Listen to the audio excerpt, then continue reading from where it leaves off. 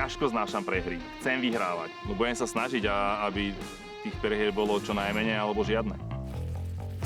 Volám sa Jan Pálko, a mám 35 rokov a pracujem ako sušef jednej talianskej reštaurácii. Práca v kuchyni ma naučila, že treba vydržať a hlavne zachovať si chladnú hlavu. Keď sa nejde podľa mojich nejakých regulí, áno, trošku ma to štve. Ja som taký puntičkár, šlapem tým ľuďom po krku. Takže budem sa musieť trošičku kontrolovať, aby som si tam neznepriateľ ľudí. Chcel by som sa skôr tak starať o ten kmeň, hej, byť taký možno, že tatko.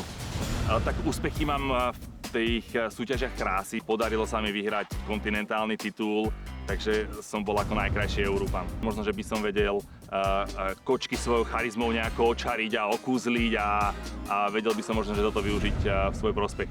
Ja hovorím, že pravidlá sú na to, aby sa porušovali. Určite sa budem v tých pravidlách snažiť nájsť skulinky.